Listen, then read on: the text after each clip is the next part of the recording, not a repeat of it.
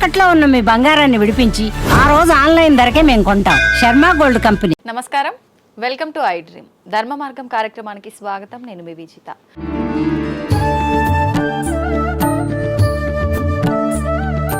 ప్రస్తుతం మనతో పాటు ఉన్నారు శ్రీ విద్యా ఉపాసకులు సుధీర్ శర్మ గారు. ఇప్పుడు వారితో మాట్లాడి వినాయక చవితి గురించి, అసలు మనం ఎప్పుడు తెలుసుకోని విషయాలు, వినని విషయాలు, మనకు తెలియని విషయాలు వారితో మాట్లాడి తెలుసుకుందాం.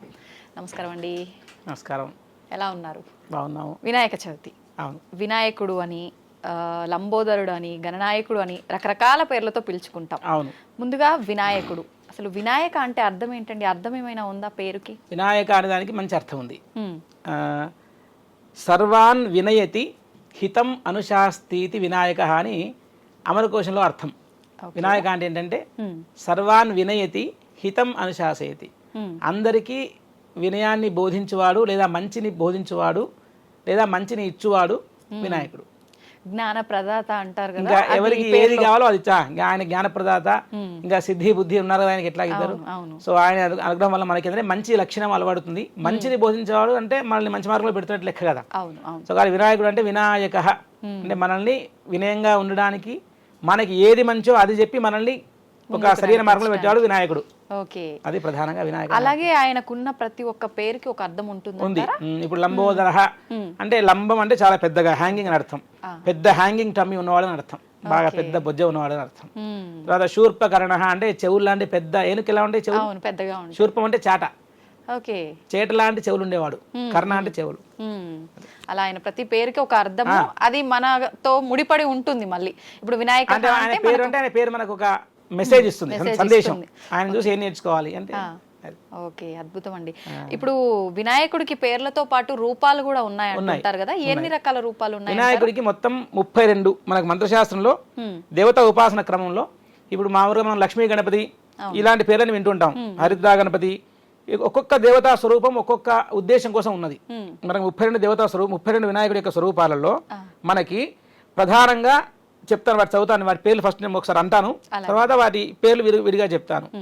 ప్రధానంగా వచ్చి బాలః తరుణ భక్తౌ చ వీరశక్తిర్ద్విజస్థథ సిద్ధ ఉచ్ఛిష్ట విఘ్నేశౌ క్షిప్రో హేరంబ నాయకః లక్ష్మీ గణపతిశ్చైవ మహావిఘ్నేశ్వరస్తథ విజయః కల్ప నృత్తశ్చ ఊర్ధ్వ విఘ్నేశ ఉచ్యతే ఏకాక్షరో వరశ్చైవ త్రియక్షర అక్షిప్రదాయకః హరిద్రాఖ్యశ్చైకదంతః సృష్టిరుద్దండనాయకః రుణమోచనకోఢుండిః ద్విముఖః త్రిముఖస్తథా సింహయోగశ్చ దుర్గా చ దేవః సంకటహారకః అని 32 పేర్లు వినాయకుడికి. ఏం పేర్లు అవి అంటే బాలగణపతి, తరుణ గణపతి, భక్త గణపతి, వీర గణపతి, శక్తి గణపతి, ద్విజ గణపతి, సిద్ధ గణపతి, ఉచ్ఛిష్ట గణపతి, విఘ్న గణపతి, క్షిప్ర గణపతి, హేరంబ గణపతి, లక్ష్మీ గణపతి, మహాగణపతి, విజయ గణపతి, నృత్త గణపతి, ఊర్ధ్వ గణపతి,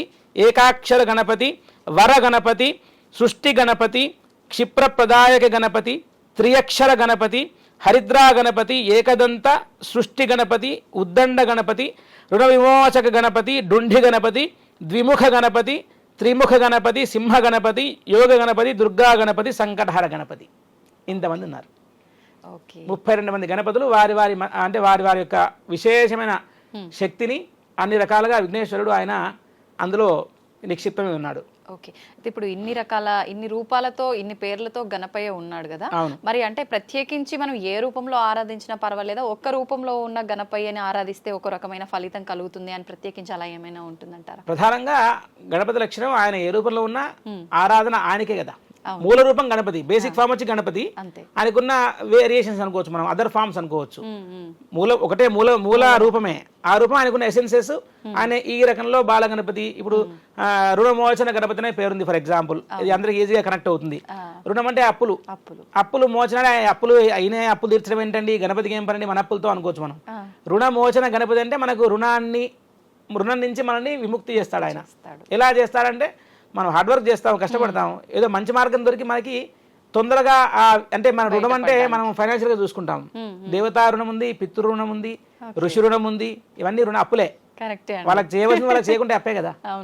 సో అందువల్ల ఆ రుణాన్ని మనకు నింపడానికి అది పూడ్చడానికి రుణమోచన గణపతి అనే ఒక గణపతి యొక్క అవతారం ఉంది. ఆ రూపంలో ఆయన్ని పూజిస్తే ఆయన మనకి మామూలుగా ఉండేటువంటి ఫైనాన్షియల్ అప్పులు తీర్చడానికి కానివ్వండి, అప్పుల నుంచి ఆయన వచ్చేది తీర్చాడు, మనకు శక్తినిచ్చి మన శక్తి ద్వారా మనల్ని దాన్ని ఇంకా తొందరగా అయ్యేట్టు చూస్తాడు. మనం చేసే పని ఇంకా మోర్ ఎఫెక్టివ్గా ఉండడానికి ఆయన మనకి ఏదో ఒక అనుగ్రహం వల్ల అది ఇంకా it will be more effective so that we can easily pay it of.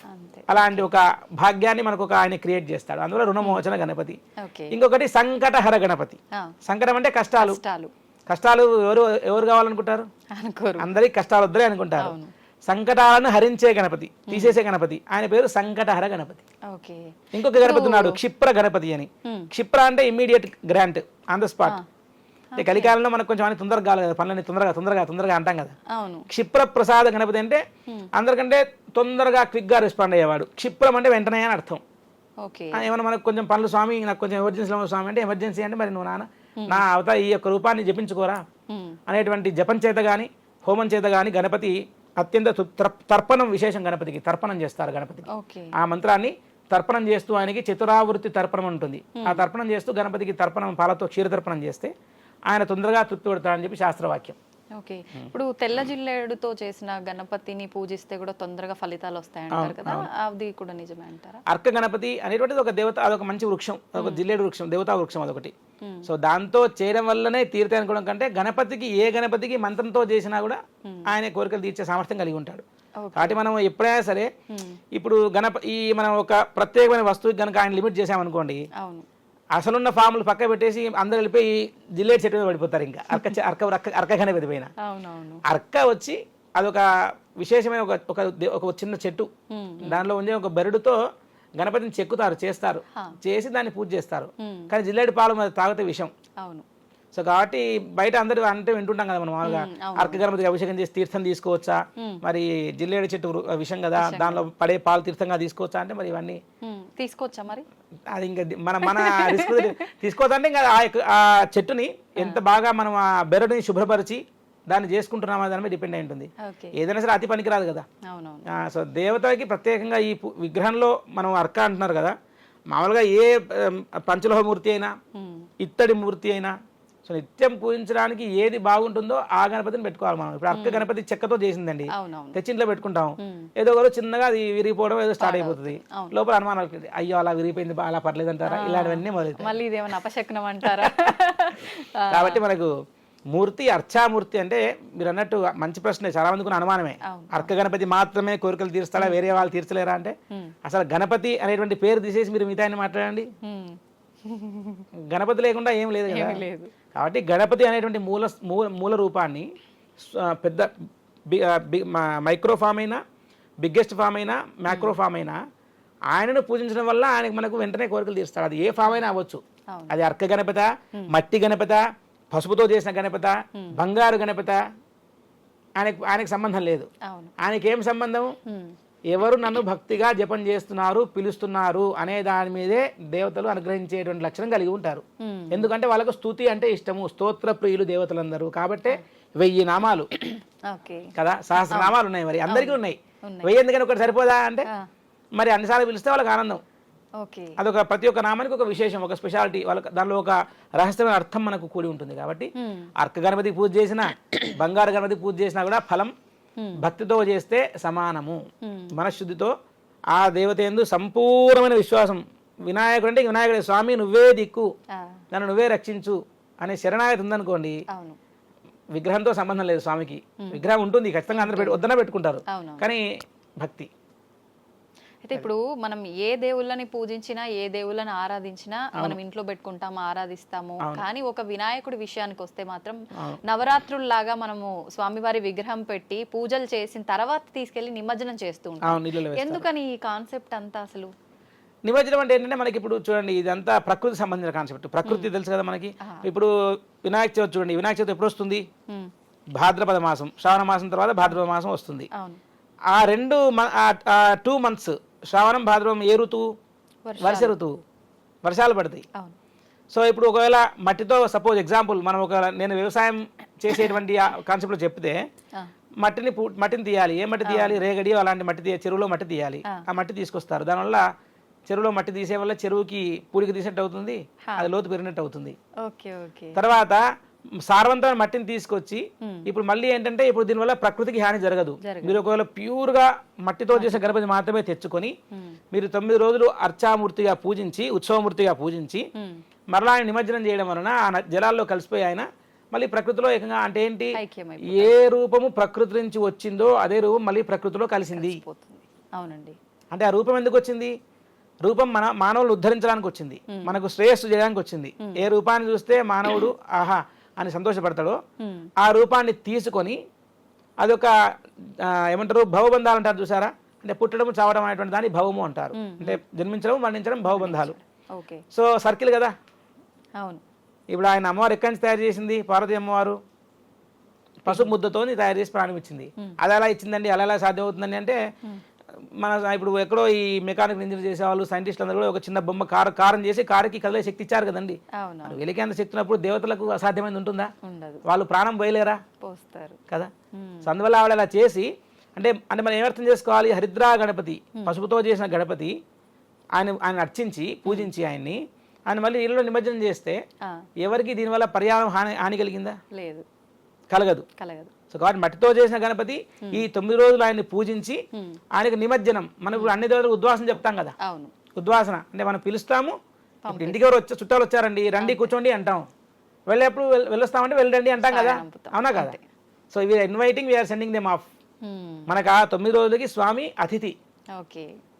ఆయన విశేషంగా పూజలు అందుకొని 9 రోజులు అనుగ్రహించి నాయన వచ్చే సంవత్సరం వస్తానరా, మళ్ళీ ప్రత్యేకంగా వస్తాను. ఇప్పుడు మామూలుగా నేను స్టూడియోకి రావడం వేరు, ఒక విషయం కోసం మాట్లాడడం కదా. అవునండి. కాన్సెప్ట్ ఆ కాన్షియస్ వేరు కదా. ఆయనకి 9 రోజులు భాద్రపద శుక్ల చతుర్థి నుంచి ఆయన విశేషంగా అర్చించి 9 రోజులు పూజించి ఆయనకి 10వ రోజు 9వ రోజు వాళ్ళ అనుకూలం ప్రకారం నిమజ్జనం చేసేస్తారు.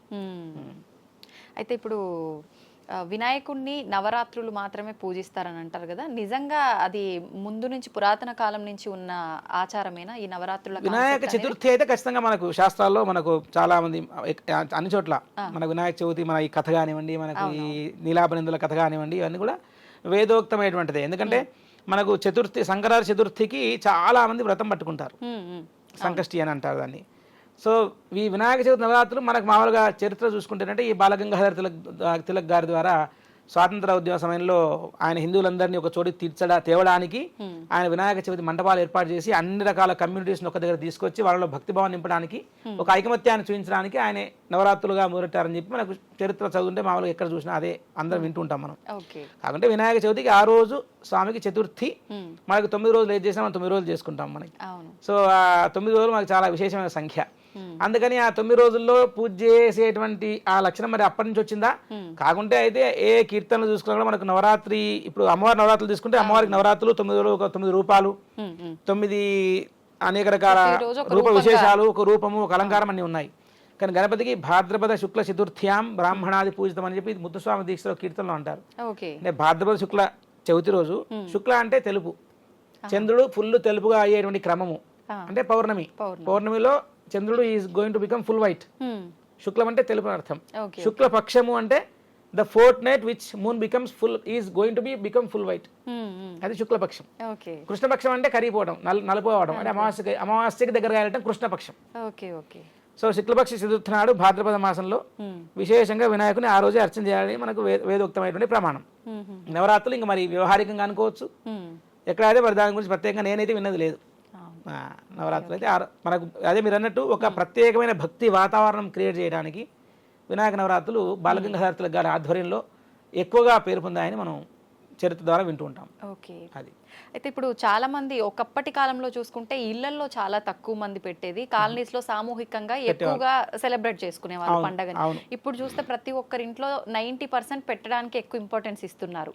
కానీ కొంతమంది మాత్రం పెద్దవాళ్ళు అది ఆచారం ఉండాలి, ఇంట్లో వాళ్ళు ఎలా పెడతారు, మేము ఎప్పుడు మా పురాతన కాలం నుంచి ఏ తరంలో పెట్టలేదు, అది మళ్ళీ శుభమో అశుభమో ఇట్లా మాట్లాడుతుంటారు. నిజంగా మనం ఏ శుభకార్యం చేసినా ఏ కార్యం చేసినా పూజించేది ఆ గణపయ్యని. మరి అలాంటి దేవుణ్ణి పూజించడానికి ఆచారాలు వంతనలు ఇవన్నీ చూసుకోవాలి లేదండి. ఇప్పుడు మేము వచ్చింది చాలా బేసిక్ మినిమం పల్లెటూరు. సో పల్లెటూరులో ఎవరు గణపతి అయినా బతుకమ్మ పండుగ అయినా మన తెలంగాణ వైపు చూసుకుంటే అసలు ఆ పండుగ లేని ఏ ఇల్లు లేదు. ఉండదు. అవును. వ్యవసాయదారులకి గణపతి అంటే అసలు గణపతి పండుగ వస్తే వాళ్ళకు చాలా ఎంతో ఉత్సాహం. మా పల్లెటూరులో చిన్న చిన్న పల్లెటూరులో గణపతిని పెడితే అందరూ వచ్చి అసలు ఆ హరికథ భజన కాలక్షేపము ఎన్ని రకరకాల అద్భుతంగా ఉండేది. ఎవరి పనులకు వాళ్ళు వెళ్ళొచ్చిన తర్వాత సాయంకాలం అందరూ ఒక దగ్గర నిదానంగా నిమ్మలంగా అందరూ కలుసుకొని సాయంకాలం భజన అంటే కానివ్వండి, కోలాటం కానివ్వండి, చాలా అద్భుతంగా చేసేవాళ్ళు. కాబట్టి గణపతికి ఎప్పుడు కూడా ఇళ్లలో చేయకుండా ఉండడం అయితే నాకు తెలిసిన కాలం ఎక్కడ లేదు. మీరు అన్నట్టు ఒకవేళ ఇళ్లలో చేయడం మాకు అచ్చిరాదు అని ఎవరైనా అనుకుంటే, అంటే ఏమన్నా వాళ్ళకి జరిగిన ఏమన్నా చెడుని వాళ్ళు దీనికి అప్లై లింక్ పెట్టుకొని ఆలోచన చేస్తారు. అది కూడా కారణం కావచ్చు. అది వాళ్ళ సెంటిమెంటల్ ఇష్యూస్ అవి. మనం వాళ్ళని ఇంకా చేయను అని ఫిక్స్ అయితే మనం చేయడానికి మనం ఫోర్స్ చేయలేము మనం ఇంకా ఎవరినైనా సరే. కానీ మీరు అన్నట్టు కాలనీల్లో మనకు ఒక సమూహంగా అందరు కలిసి ఒక దగ్గర కూడి చేసుకోవడం అయితే అందరూ చెయ్యాలి, ఖచ్చితంగా చెయ్యాలి. చేస్తేనే మనకు ఒక భక్తి వాతావరణం ఏర్పడి కనీసం కొంతమందికైనా భక్తి అనేటువంటి విషయం తెలుస్తుంది. నిజంగా. ఇప్పుడు అలా ఇంట్లో దేవుడి విగ్రహం పెట్టుకున్న వాళ్ళు ఎన్ని రోజులు పూజలు చేయాలంటారు? దాన్ని ఏం మనం ఇంపోజ్ చేసుకోవద్దండి. మామూలుగా ఇప్పుడు అదే ఇప్పుడు ఏంటంటే చాలా మందికి 9 రోజులు చేయాలంటే వాళ్ళ ఫుడ్ హ్యాబిట్స్ వల్ల జంకుతారు. అయ్యో ఇంట్లో శుభ్రంగా లేదు కదా, పిల్లలు ఆహారం, పిల్లలు తినే ఫుడ్ వేరు, మా ఫుడ్ వేరు అని వాళ్ళకి చాలా ఆలోచన ఉంటాయి. ఇది ప్రాక్టికల్ గా చూసుకోవాలి. భాద్రపద శుక్ల చతుర్థి వినాయక చవితి నాడు ఖచ్చితంగా పూజ చేయడం పరిపాటి అందరు చేస్తారు. ఇంకా వాళ్ళు ఇంకా అనుమానం లేకుండా వాళ్ళ ముందే వాళ్ళు ఫిక్స్ అవ్వాలి. నేను 3 రోజులు స్వామివారిని పూజిస్తాను, 5 రోజులు పూజిస్తాను. ఇప్పుడు మనకు హైదరాబాద్ లో చూసుకుంటే ఒకరు 3 రోజులు, ఒకరు 2 రోజులు, ఒకరు 1 రోజు, ఒకరు 5 రోజులు, ఎవరి ఇష్టం వాళ్ళు. ఇప్పుడు అవి రాత్రులు కౌంట్ చేయాలా, డేస్ కౌంట్ చేసుకోవాలా? దీని పేరు చూడండి మీరు, నవరాత్రులు. 9 రాత్రులు. మామూలుగా అయితే మేము చిన్నప్పుడు వినేది 9 రాత్రులు అయిన తర్వాత 10వ రోజు సాయంకాలం తీసేవాళ్ళు, లేదా 9వ రోజు రాత్రి తీసేవాళ్ళు వినాయకుడికి. సో కలిసి ఉద్వాసం చేసేసి 9వ రోజు ఆయన నీళ్ళలో ఉద్వాసం చేసేవాళ్ళు, ఆయన నిమజ్జనం చేసేవాళ్ళు. సో 9 రోజులు పూజ. ఇంక మనం రాత్రి అంటే మేబీ ఏమన్నా ఇర్రిలెవెంట్ కావచ్చేమో ఇప్పుడున్న పరిస్థితి, కానీ 9 రోజులు పూజ మనకు పొద్దున సాయంకాలం స్వామికి విశేషంగా పూజలు చేసిన తర్వాత నిమజ్జనం చేసుకుంటారు. ఓకే. అయితే ఇలా ప్రతి సంవత్సరము వినాయకుని ఇంట్లో పెట్టే ఆచారమే కావచ్చు, అది ఒక అలవాటుగా మారిన వాళ్ళు ఇంట్లో ఒక 2-3 ఆడవాళ్ళు ఉన్న పరిస్థితులు ఉంటాయి. ఒకరికి వీలవ్వదు, మిగతా 2కి వీలవుతుంది. మరి ఇంట్లో అలా ఒకరు పక్కన ఉన్నప్పుడు మేము ఇంట్లో మళ్ళీ వినాయకుని ఈ సంవత్సరం చేసుకోవచ్చు. ఎవరికైతే అడ్డం లేదు, అడ్డంకి శుభ్రంగా ఎవరైతే మామూలుగా నార్మల్గా ఉన్నారో యాక్చువల్ అయితే పూజలు భర్తలు చేయాలి. భర్తలు చేస్తే వాళ్ళకి కావాల్సిన సంభారాలు ఏర్పాట్లు చేసి పెట్టేస్తే ఆయన దీపారాధన చేసి ఆయనకు కావాల్సిన పూజా సామాగ్రి, కలసించం కానివ్వండి, ఆచమనం చేసుకునే పాత్ర కానివ్వండి, మంచి పూలు పళ్ళు స్వామివారికి కావాల్సిన రెడీ పెట్టేస్తే భర్తలు వచ్చి కూర్చొని పూజ చేయాలి. భార్యాభర్తలు ఇద్దరు కూర్చొని చేస్తే ఇంకా అద్భుతం, ఇంకా తిరగలేదు. ఎవరికైతే పడదో ఆ సంవత్సరం ఇంకా వాళ్ళు పక్కన కూర్చుంటే ఏది జాగ్రత్తగా ఉండి మడిగా ముట్టుకోకుండా, తీర్థం ప్రసాదం తీసుకోకుండా వాళ్ళు మామూలుగా ఇంకా అంతే ఆ నామాన్ని మనసులో స్మరణ చేసుకోవాలి. మిగతా వాళ్ళు చేసుకోవచ్చు, ఎవరికి అడ్డలేదో వాళ్ళు చేసుకుంటారు బై డిఫాల్ట్ చేసుకోవచ్చు. కానీ పెద్దవాళ్ళు చెప్తూ ఉంటారు, అట్లా ఎట్లా చేస్తారు ఒకరు పక్కన ఉన్నప్పుడు, ఎంత పక్కకున్నా అంటూ అయిపోతుంది కదా, అందుకే శుభ్రంగా అంటున్నారు. ఇప్పుడు అట్లా వాళ్ళు ఏంటంటే అందరికి అది కొంతమంది ఇంకా ఆచారంగా ఉండి కలుపుకోరు, కొంతమంది పద్ధతిగా ఉండి, ఎందుకంటే అదొక డిసిప్లిన్. ఇంకా దానికి మనం వేరే అనవసరమైనటువంటి అర్థాలు అంటగట్టొద్దు. ఇప్పుడు ఒక డిసిప్లిన్ అంతే, అది ఒక డిసిప్లిన్. ఆ 3 రోజులు విశ్రాంతి తీసుకుంటారు, అయిపోయింది. వాళ్ళకి మూడ్ స్వింగ్స్ ఉంటాయి, రకరకాల ఇబ్బందులు ఉంటాయి, అన్ని ఉంటాయి. కాబట్టి భక్తి మీద ఎక్కువ దృష్టి పెట్టే అవకాశం ఉండకపోవచ్చేమో, మనసు ఇంక వేరే రకంగా ఆలోచనలు చేయొచ్చేమో. కాబట్టి ఆ 4 రోజులు పక్కన విశ్రాంతి తీసుకొని దానికి నిత్య పూజ చేసుకుంటాం. ఇప్పుడు ఆ స్త్రీ ఆ ఇంటి ఇల్లాలు దూరం ఉంది, భర్త నిత్య పూజ చేస్తాడు, చేయాలి. ఇంట్లో పూజారంలో ముట్టుకోకుండా ఉండి స్నానం చేసి మంచి శుభ్రమైన బట్టలు కట్టుకొని బొట్టు పెట్టుకొని నిత్య దీపారాధన చేసుకుని తర్వాత మీ లైఫ్ స్టైల్ మీరు పడిపోండి. ఇంకా అన్నిటికీ లింక్ చేసుకుంటే పూజకి ఇంకేం చేయలేము మనం. పొద్దున స్నానం చేసి పూజ చేసి దండం పెట్టుకుని బయటపడ్డామంటే ఆ రోజు హాజరు పడ్డది చాలు. ఇంకా తర్వాత నీ పని నువ్వు చేసుకో, ఎక్కువ ఆలోచన చేయొద్దు, చేసుకోవచ్చు. ఇప్పుడు వినాయకుడి విషయానికి వస్తే రకరకాల పత్రాలతో స్వామివారిని పూజిస్తూ ఉంటాము. ఎందుకండి? ప్రకృతి అంటే ప్రకృతిలో మనకు అన్ని రకాల పత్రాలు ఉపయోగకరమైనటువంటివి. ప్లస్ ఇంకొక కారణం కూడా ఆలోచన చేయొచ్చు. ఏనుగు ఏం తింటుంది అనేటువంటి పత్రాలు ఆయనకి ఇష్టమైన ఆహారం. ఏనుగని ఆకులుగా తినేది, ఆకులు, చెరుకు గడ, మొక్కజొన్న పొత్తులు కదా. కాబట్టి ప్రకృతి నుంచి వచ్చే అన్ని రకాల అవన్నీ దేవతా వృక్షాలు, దేవతా పుష్పాలు మనకు కొన్ని చెప్పబడ్డాయి. అలాంటి వృక్షాలు, అలాంటి చెట్ల ఆకులతో మనకు ప్రకృతి పూజ. అంత గరికలో ఏముంది? కానీ యో దూర్వాంకురైర్ యజతి, ఎవరైతే దూర్వాలతో పూజ చేస్తున్నాడో వినాయకుడికి, దూర్వా గరికతో ఎవరైతే హోమం చేస్తున్నారో గణపతికి కోరిన కోరికలు తీరుస్తున్నాడని చెప్పారు. ఎంత ఈజీ అండి, గరికలో ఏముంది? కాస్త నెయ్యి గరిక ఆయన సమిధలు తెచ్చుకొని హోమం చేస్తే ఆయన సంతోషపడుతున్నాడు. ఈజీగా గరికల చేత కదా. ఉంటది. తర్వాత వరి పేలాలతో హోమం చేస్తారు గణపతికి. ఆయన చాలా అఖండమైన శ్రేయస్సు కీర్తిస్తాట మనకి. ఓకే. ఉపనిషత్తులో చెప్పడం జరిగింది. దూర్వాంకురాలు, దూర్వా అంటే గరికలు. తర్వాత మోదకాలు, ఆయనకు మోదకాలతో చేస్తే వాంఛిత ఫలం ఆప్నోతి, కోరిన కోరికలు తీరుస్తాడట. ఇంకేం కావాలి ఆయనకి చెప్పేసాడు క్లియర్ గా.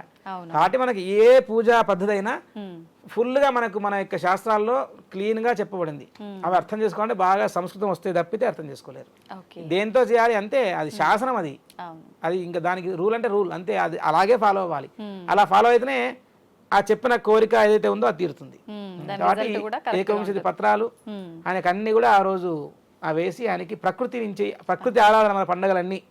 ఒక పండుగ వచ్చిందంటే ఏ సనాతన ధర్మ పండుగ అయినా కానివ్వండి, అన్ని చూడండి మీరు, మామిడాకులు, బంతిపూలు, తోరణాలు కట్టుకోవడానికి, గరిక, అరటాకులు, ఇవన్నీ మంచిగా పేడతో ఇళ్ళలు కోవడం, ఒకప్పుడు ముగ్గు వేసుకోవడం, పసుపు, కుంకుమ, ఇవన్నీ ఏంటి? దీనిలో ఏమైనా కెమికల్స్ ఉన్నాయా? లేదు. అంటే మనం ఎక్కువ ప్రకృతిని ఆరాధించామండి. మనం మొత్తం ప్రకృతే.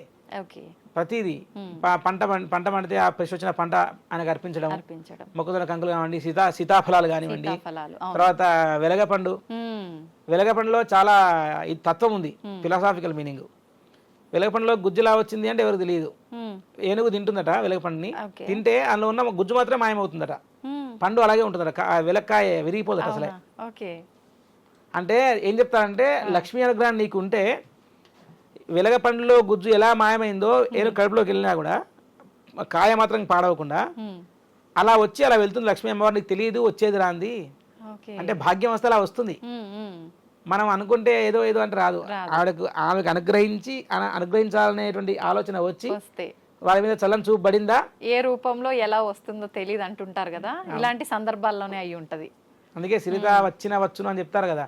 లక్ష్మి వస్తే ఎలా వస్తుందంటే, కరిమింగిన ఆమె వస్తే వస్తుంది, కరిమింగిన వెలగపండు కరుణను సుమతిని అని చెప్పి, ఎలాగైతే ఏనుగు వెలగపండు మింగేస్తే దానిలో ఉన్న గుజ్జు వెళ్ళిపోయి బయట మాత్రం డొల్లా కనిపిస్తుంది, అలా వెళ్ళిపోతారు చెప్పకుండా. ఓకే. అయితే ఇప్పుడు వినాయకుడికి ప్రీతికరమైన మోదకాలు ఇందాక మీరు ఆల్రెడీ చెప్పారు, ఉండ్రాళ్ళు కూడా, ఇంకా ఎటువంటి ప్రసాదాలు స్వామి వారికి ప్రీతి? అంటే మనకి ఎప్పుడు చూడు మోదకము మోదకము మోదకమే. మోదక ప్రియ మోదక ప్రియ మోదక ప్రియ. ఆయనకి మోదకాల నుంచి ఇంకేం కావాలి? మోదకం అత్యంత విశేషం. ఇంకా మనం ఒకవేళ గణపతిని గజావతారం కదా, గజముఖం కదా, ఏనుగు అవతారం, ఏనుగు ఏం తింటుంది అని ఆలోచన చేసుకుంటే మామూలుగా జస్ట్ ప్రకృతి పరంగా ఒక ఏనుగుని మనం ఒక పెద్ద మహా జంతువుగా చూసినప్పుడు ఏనుగును గజరాజం అంటారు కదా. గజరాజం అది ఒక రాజులాగా నడుస్తుంది, టీవీ ఎలా నడుస్తుంది. దానికి ఏం కావాలి? ఏం తింటుంది? ఇష్టంగా విరుచుకొని చెరుకు గడలు తింటుంది, ఇష్టం చాలా. అది మామూలుగా ఓహో ఏనుగు ఇష్టం కాబట్టి అవి పెట్టడం. మనం ఏనుగుని చూస్తే గణపతి అనుకుంటాం కదా, అవి గణపతి అంటాం ఏనుగుని చూస్తే మనం. సో గణపతికి మోదకాలు, తర్వాత అటుకులు, బెల్లం, ఇవన్నీ కూడా మనకు పల్లెటూరులో చిన్నప్పుడు పంచిపెట్టేవాళ్ళు. అటుకులు, బెల్లము, అష్టద్రవ్యం అని హోమం చేస్తారు గణపతికి. అటుకులు, బెల్లము, తెల్ల నువ్వులు, తేనె, బెల్లము, కొబ్బరి పొడి ఇవన్నీ వేసి హోమం చేస్తారు. సో అటుకులు, బెల్లం, ఉండ్రాళ్ళు, తర్వాత ఆయనకి పాయసం, ఇవన్నీ పెడతారు. కానీ మోదకం అనేటువంటిది సంతోషము కలగజేసే దాని పేరు మోదకం. మోదహ అంటే ఆనందం కలగజేసేటువంటిది. ఏది తింటే గణపతికి ఆనందం కలుగుతుందో అది మోదకం. ఉండ్రాళ్ళు, అవి మోదకాలు కూడా కొబ్బరితో చేసే రకరకాల పద్ధతులు ఉన్నాయి. మహారాష్ట్రలో ఒక రకంగా చేస్తారు, మనసులో ఒక రకంగా చేస్తారు. వాటిని కొంతమంది స్టీమ్ తో చేస్తారు. కొబ్బరి పొడి, బెల్లం పొడి, నువ్వుల పొడి, బెల్లము, పల్లీలు, బెల్లంతో కూడా చేస్తారు. రకరకాల పద్ధతులు. ఇప్పుడు చాలా మంది ఆ రోజు వినాయకుడి విగ్రహం ముందు రోజే తీసుకొచ్చి పెట్టుకుంటారు. అలా తీసుకొచ్చుకుంటే తప్పు లేదా? ఏం లేదు. అది ఆ రోజు కూడా లెక్కలోకి వస్తుందా? లేదు, మనకి ఎందుకంటే పండగ ఏ రోజు ఆ రోజు నుంచి లెక్క కదా. పూజలు ఎప్పుడైతే అందుకున్నారో అప్పటి నుంచి లెక్కలోకి అంటే ఆ కాన్షియస్, అరే రేపు పూజ అనేటువంటి కాన్షియస్ మనసులో మనకు అప్పటించే మనసు శుద్ధంగా తయారవుతుంటుంది.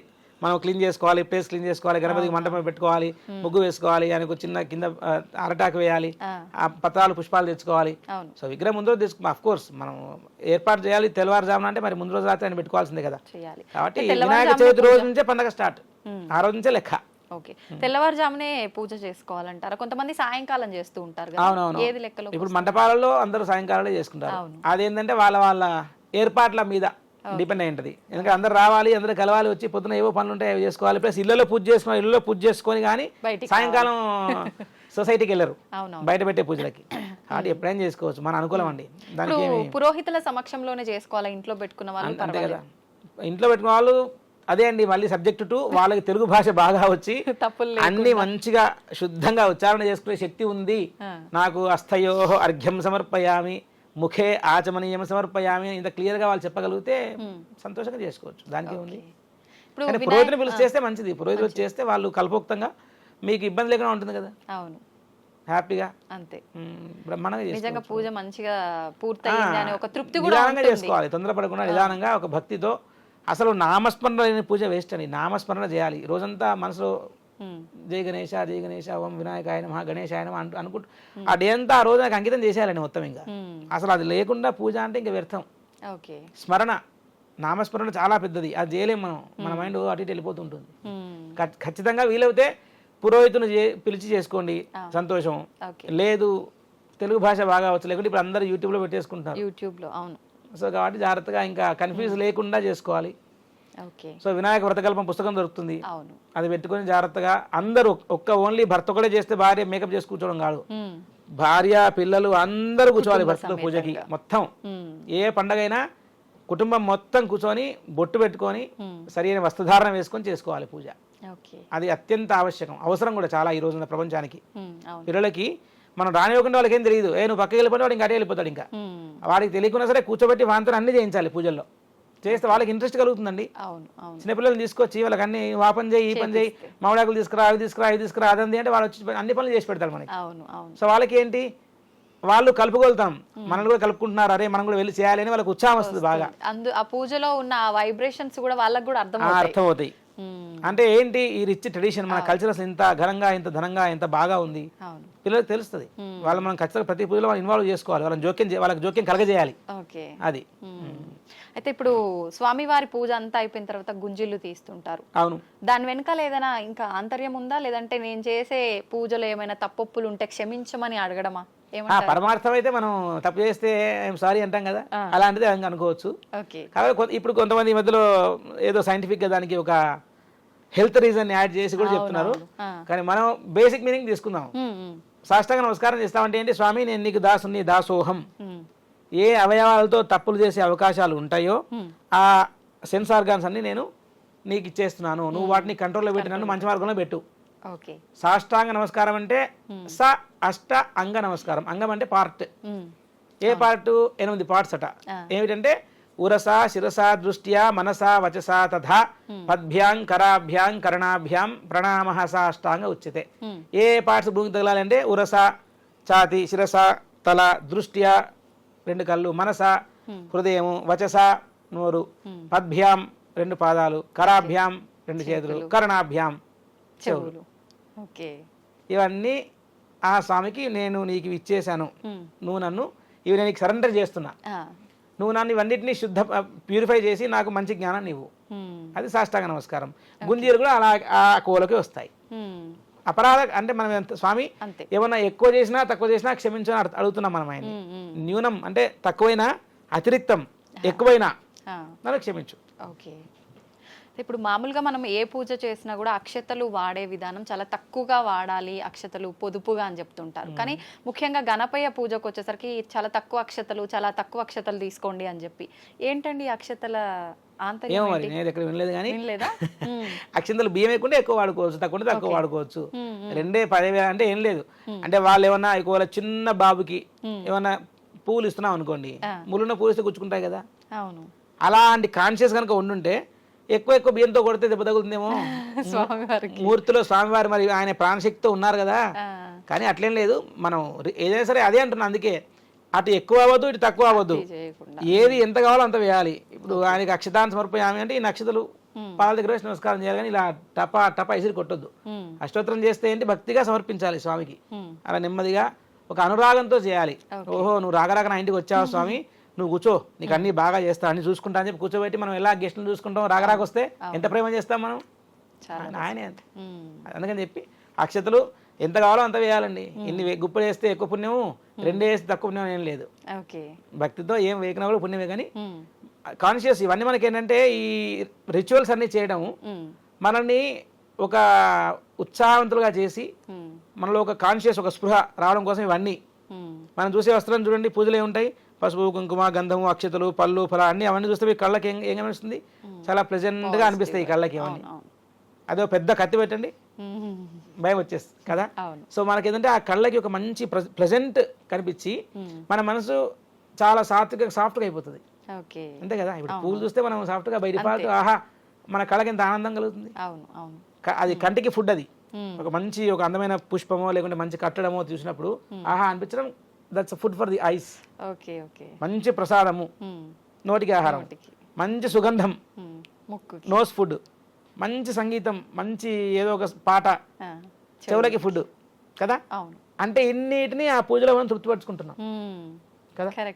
ఒక మంచి మాట మనసుకు ఫుడ్. ఎవరైనా బాగా మనం పోడితే సంతోషపడమా? పడతాం కదా. పడడమే, ఇంకా పడిపోవడమే. సో గణపతిని కూడా అదే ప్రేమతో బాగా పూజించి ఆయన పడేసుకోండి. స్వామి మనం చూసుకోవాలి, నేను నీవాణ్ణి నువ్వు నా వాడివి, అయిపోయింది. వీఆర్ ఫ్రెండ్స్, సఖా అంటే ఒక మిత్రత్వంతో ఉండాలి. కాబట్టి ఆయనకు ఎవరు పల్లెటూరులో పాపం ఏమి లేదు అంటే ఏమి లేకుండా ఏమంటారు రిసోర్సెస్ లేని ప్లేస్లో కూడా ఏమి అవసరాలు లేని ఏవి ఏర్పాట్లు చేసుకోలేని ప్లేస్లో కూడా ఎంతో భక్తిగా వాళ్ళు తెచ్చి చేసుకొని అన్ని పాలవెల్లి కట్టి దానికి మారేడికాయలు అవి కట్టి ఎంత ముద్దుగా చేసుకుంటారు పూజలు. అంటే దానిలో ఏముంది, ఏం కనిపిస్తుంది మీకు? దానిలో భక్తి కనిపిస్తుంది మనకి కదా. అంతే. చిన్న చిన్న పిల్లలు కూడా స్కూల్ ఏజ్ లో ఉన్న పిల్లలు కూడా వినాయక చవితి వాళ్ళే చేయాలండి ఎక్కువ. ఇప్పుడు వాళ్ళే చేయాలి, ఇప్పుడు ఆ జనరేషన్ ఎక్కువ పూజలు చేయాలి, వాళ్ళకే మనం అన్ని నేర్పించాలి, వాళ్ళకే చెప్పాలి ఎక్కువ. ఇప్పుడు చేస్తే ఈ గ్యాప్ ఏదైతే వచ్చిందో ఈ గ్యాప్ ఫుల్ఫిల్ కావాలి. వై అనే క్వశ్చన్ ఆన్సర్ చేసేటువంటి కెపాసిటీ అందరూ కలిగి ఉండాలి. క్వశ్చన్ చేయాలి, దానికి అందరు పురోహితులు కానివ్వండి, వేద విద్య నేర్చుకున్న వాళ్ళు కానివ్వండి, అందరూ కూడా దానికి సమాధానం చెప్పేటువంటి ఆలోచన కూడా కలిగి ఉండాలి. లేకుంటే గ్యాప్ ఏర్పడితే చాలా నష్టం జరుగుతుందండి. ఏ క్వశ్చన్ ఉన్నా వాళ్ళు హెల్తీగా అడగాలి, హ్యాపీగా స్వామి ఒకసారి చెప్పరా మాకు తెలియదు అడగాలి. అడిగితే ఆ బ్రాహ్మణుడు కూడా ఆ పూజారి కూడా తనకు తెలిసింది సాధ్యమైనంత వరకు మంచి వాళ్ళకి ఆన్సర్ చెప్పి వాళ్ళని ఒక సమాధాన పరచాలండి. అలాంటప్పుడే మనకి ఇంకా వాళ్ళకి ఎక్కువ బాగా ధర్మం మీద దృష్టి వస్తుంది, శ్రద్ధ వస్తుంది, నిష్ట వస్తుంది. ఇప్పుడు పాలవెల్లి అన్నారు కదా, ఇది అందరూ కట్టరు, చాలా కొంతమంది. ఇది ఏమైనా ఆచారం ఉండాలంటారా కట్టాలి? మండపం, అవును, పెళ్లి పందిరి లాగా అదొక పందిరి, ఆచారం కట్టకపోయినా ఏం పర్లేదు. ఓకే. కలశం, ఇంకొకటి కలశం. పురోహితులు లేకుండా మనం ఇంట్లో విగ్రహం ప్రతిష్టాపన చేసుకున్నప్పుడు కలశం పెట్టాల్సిన అవసరం ఉందంట. కలశం కాన్సెప్ట్ వేరండి. యాక్చువల్లీ కలశం చూసుకుంటే మీరు సత్యనారాయణ తీసుకున్నాం, అందరూ ఏదో పెట్టేసుకుంటారు. ఒక్కసారి మీరు పుస్తకం తీసి చదివితే ఫస్ట్ స్టోరీ ప్రథమాధ్యాయంలో కలశం అంటాడు, బంగారమో వెండో ఇత్తడో రాగో శక్తి లేకుంటే మట్టితోనే పెట్టుకోని చెప్తాడు. తర్వాత ఏమంటాడు తెలుసా? తస్యోపరి న్యస్యేదేవం సత్యనారాయణ అని చెప్తాడు. అంటే దానిపైన ఏమంటాడంటే సత్యనారాయణ స్వామి యొక్క ప్రతిమను పెట్టండి అంటాడు. ఎక్కడ? కలశం మీద. ఎలా పెడతారంటే కలశం మీద చిన్న పళ్ళెం పెట్టి, పళ్ళెంలో చిన్న వస్త్రం పెట్టి, ఆ వస్త్రంలో తమలపాకు గది పెట్టి దాని మీద విగ్రహం పెట్టాలి. స్వామి కలశాన్ని గదించండి అంటారు వ్రతం చేసిన తర్వాత. కలశంలో ఏముంది? కలశం మీద ఏముంది? కలశం మీద దేవుడి విగ్రహం ఉంటుంది. యాక్చువల్ అయితే మీరు యాజ్ పర్ స్టోరీ చూసుకుంటే, పుస్తకం చూసుకుంటే, కల్పోక్తం పురాణం ప్రకారం చూసుకుంటే కలశం చెంబు మీద పళ్ళెము, పళ్ళెం మీద వస్త్రము, దాని మీద విగ్రహం. ఈ కొబ్బరికాయ పెట్టడాలు, కలశానికి ఈ వేయడాలు, బంగారం వేయడాలు ఎక్కడ లేదు. మీరు పుస్తకం చదవండి. అమ్మవారి ప్రతిమ. ఇప్పుడు సుచక్రాసనం చేసేవాళ్ళం మేము కూడా కొంతమంది. కలశంలో ఏదో బియ్యమో లేకుంటే ఏదో నీళ్ళు, సుగంధ ద్రవ్యాలు, ఇలాచీలు, యాలకులు అన్ని లవంగాలు పొడి చేసి చేసిన ద్రవ్యము, దానిపైన ఒక పళ్ళెం పైన శ్రీచక్రం పెట్టి 9 రోజులు అర్చన చేస్తాం సుచక్రానికి. అంటే కలశం పైన శ్రీచక్రం ఉంటుంది, కలశం పైన దేవతా విగ్రహం ఉంటుంది, అది కలశం. సో కలశం పెట్టడం అనేటువంటిది కలశారాధన. అదే 9 రోజులు ఉత్సవాలు జరిపే వాళ్ళు చేసేటువంటి పద్ధతి వేరు. ఒక్కరోజు కలశం అంటే మీరు కలశం మీద కొబ్బరికాయ పెట్టేసి కాదు అక్కడ విషయం. కలశం మీద దేవతామూర్తి విగ్రహం ఉండాలి. లేదా కొబ్బరికాయ పెట్టి చేసే వాళ్ళైనా సరే ఏ పూజ ఉద్వాసం చెప్తే కలశ ఉద్వాసం చేసేస్తారు. చేసుకొని వాళ్ళు మామూలుగా పూజ చేసుకోవచ్చు. కలశం పెట్టాల్సిన నియమం అయితే ఖచ్చితంగా అంటే ఇంకా 9 రోజులు చేసే వాళ్ళకి, లేదా అందరూ ఎవరో పెట్టారు మనం పెట్టలేదని ఆలోచన రావడానికి ఆస్కారం ఉంటుంది. సో కాంపిటీషన్ కంపేర్ చేసుకుంటారు కదా. సో కాబట్టి పురోహితుడు చెప్తారు ఖచ్చితంగా, పురోహితుడు ఎట్లా చెప్తే అట్లా చేసుకోవాలి. ఓకే. ఇప్పుడు విగ్రహం తీసుకొచ్చుకునేటప్పుడు కూడా తొండం ఇటువైపు ఉండాలి, అటువైపు ఉండాలని చెప్పి డిస్కషన్లు చేస్తూ ఉంటారు. అది చూసుకోవాలంటారా? నిజంగా చూసుకోవచ్చు. ఎందుకంటే ఎడమ సైడు కుడి సైడు, ఎక్కువ వైపు చూస్తే ఎడమ సైడే ఉంటుంది తొండం, కుడి సైడ్ చాలా తక్కువ. ఎటువైపు ఉండేది మనం తీసుకోవచ్చు. ఎటువైపునా తీసుకోవచ్చు, రెండు ఏదైనా సరే గణపతి ముఖం కలిగి ఉండాలి ఫస్ట్. అంతే. నిజంగా ఏదైనా చేసుకోవచ్చు. అంత అనుమానం అయితే పెట్టే పని నేను చేయను. ఎందుకంటే అంత ఆలోచన చేసేంత చెప్పదగ్గ సమాచారం అంటే ఫిలసాఫికల్గా ఉండొచ్చు. కానీ ఈ నవరాత్రికి మామూలుగా అయితే అందరూ దాదాపు తొండం ఇలా ఇటువైపు తిరిగే ఉంటుంది, ఎడమవైపు తిరిగే ఉంటుంది దాదాపు. ఎందుకంటే చేతిలో మొదగా ఉంటుంది కదా, అది తీసుకునే ప్రయత్నం. ఓకే. కాబట్టి పూజాపరంగా రెండు పెట్టుకోవచ్చు. కానీ మీరు ఎక్కువ చూస్తే విగ్రహాలు చేసేవాళ్ళు వాళ్ళు దాదాపు వాళ్ళు ఒక శిల్పశాస్త్రం ప్రకారం చేస్తారండి వాళ్ళు. మనం దాని మీద కామెంట్ చేయలేము. వాళ్ళు ఎందుకు వాళ్ళు యాక్చువల్లీ లేకుంటే కొంతమంది ప్రత్యేకంగా అడుగుతారు మాకు రైట్ సైడ్ ఉంది తొండం చేయమని. మీరు విగ్రహాలు చేసే వాళ్ళ దగ్గరికి వెళ్తే వాళ్ళ దగ్గర ఒక పక్కా ఇన్ఫర్మేషన్ ఉంటుంది. మా దగ్గర కూడా ఇన్ఫర్మేషన్ ఉండదు. వాళ్ళ శిల్పశాస్త్రం ప్రకారము దేనో ద బెస్ట్ అన్నట్టు వాళ్ళు ఏం చేయాలి చేస్తారు. ఎందుకంటే మరి అన్ని లక్షల మంది విగ్రహాలు కొంటున్నప్పుడు తప్పుంటే తప్పు కొట్టరా, వెంటనే తప్పు చెప్పేస్తారు వాళ్ళకి కదా. కాబట్టి ఏది దొరికితే అది తెచ్చుకొని చేసుకోవచ్చు. ఓకే.